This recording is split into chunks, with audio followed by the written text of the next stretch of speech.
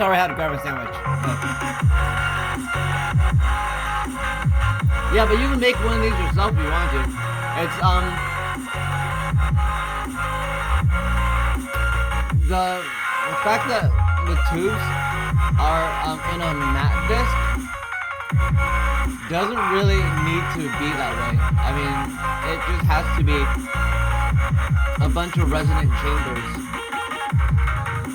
And the resonant chambers, I actually used a hard foam versus actually using plastic. And I'm pretty sure there's Kep are going to do that too.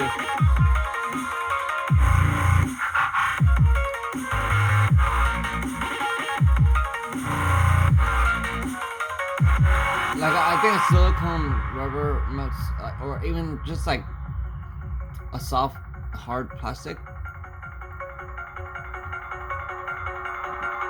like the same poly that you find on like a woofer,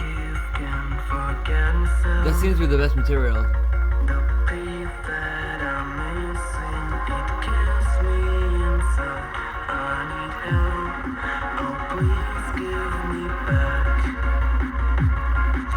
Yeah, so as opposed to like just resonating the dome just merely from the voice coil,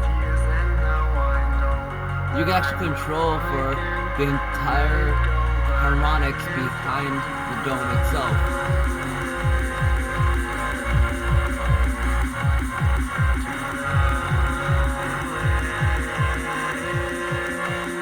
And you can even make an open back. Like, I actually made one that was omnidirectional. So this is a incarnation that's meant to be as much, pretty much just a forward-looking Mediatek adaptation as possible of how like Mediatek Unleashed can actually play really, really low and actually really harmonically and really well. It could have like really rich sound.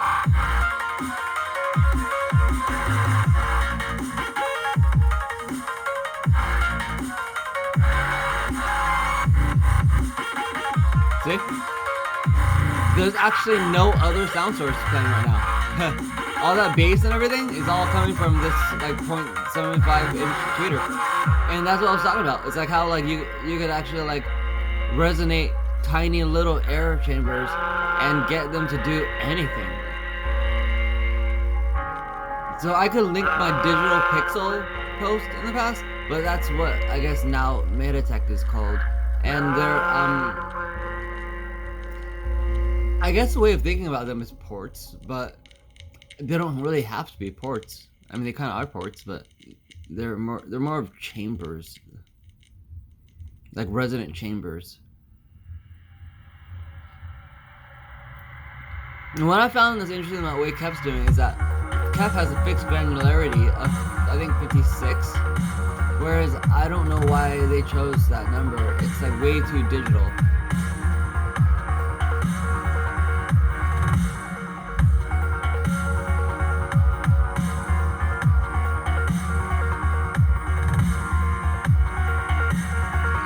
I'm pretty sure they will eventually soften the material, because I'm pretty sure the material isn't even really being used right now. They're just kind of setting up for it. But they'll soften it and then they'll decouple it, because that's a much more ideal design to allow it to freely resonate. But the way you tune it is very, very similar to the way you tune an instrument. You're essentially just creating a tiny little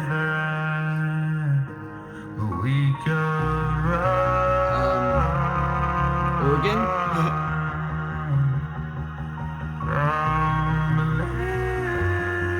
Let's go to a different song. And let it.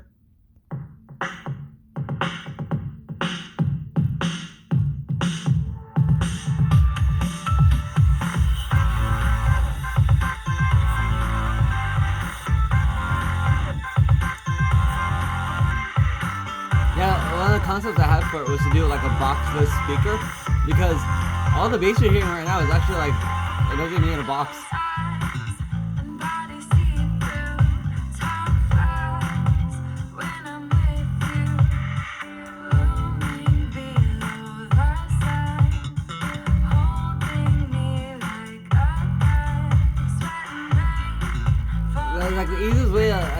think about it, it's pretty much like if you were to just take a sealed subwoofer and a bunch of AVRs and tune each of those AVRs to your heart's content. Add as many AVRs as you wanted to and tune them to your heart's content.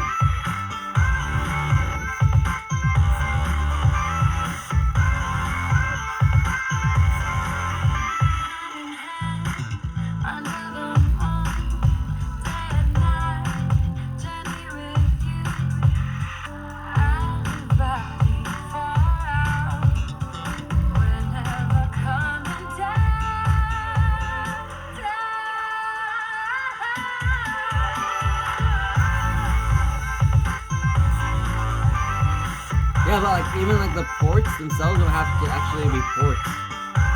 Like they just have to be chambers. So it was clever that they, fit them into like a labyrinth type thing, and I guess that gave them like the ability to fit a number of them together into a disc. But you don't actually need to do that. You can actually fit a lot more if you wanted to.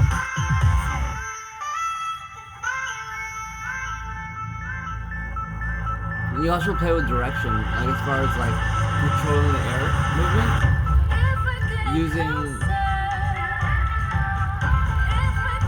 basically Tesla valves.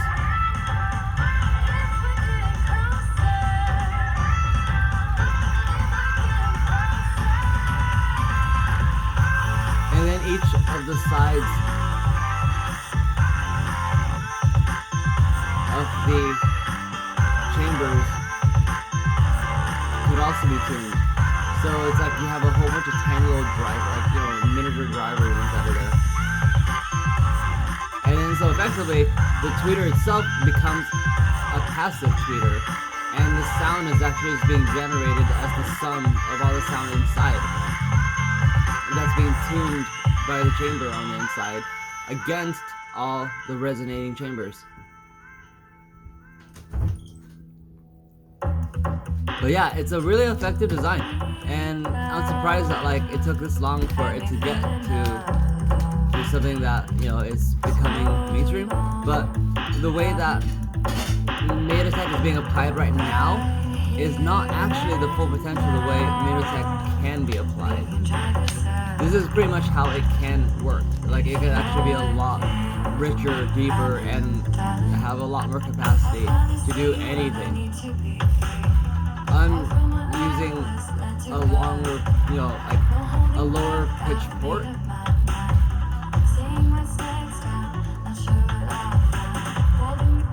To show how low and clear the 0.75 inch dome can go. But that's just a choice because I wanted to make it fit this tangerine waveguide. And I want to show how bassy this little tiny little thing could be. Like when I first made it, I called it a while ago. I called it a bass puck because I thought it was kind of cool if people could put it on their keychains or something.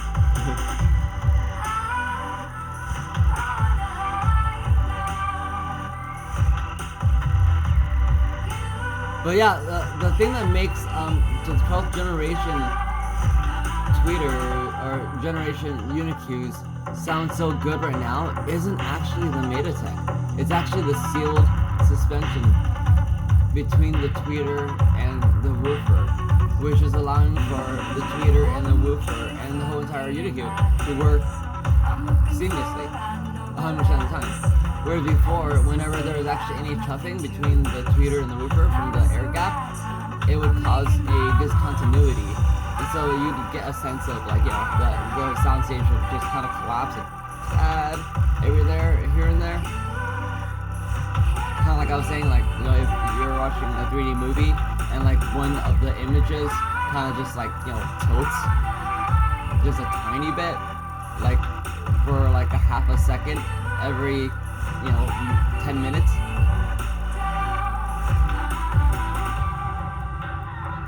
Anyway, yeah, I just want to do a quick demo on what I meant by how Mediatek is actually there's a lot more potential in Mediatek than it seems, and there's actually a lot more different ways to do it than you can even imagine.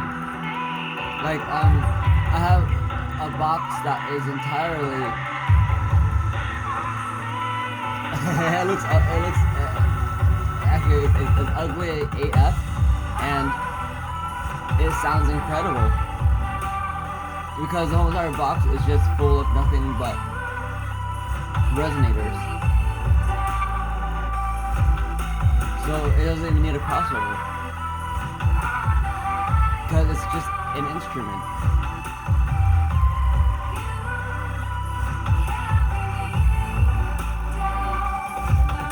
So what Kev could do with this is it could actually even make like an open back tweeter. Because I actually ended up doing like an omnidirectional thing that was pretty cool. I did an omnidirectional thing that could also be directional if I wanted it to be. But anyway, thanks for listening.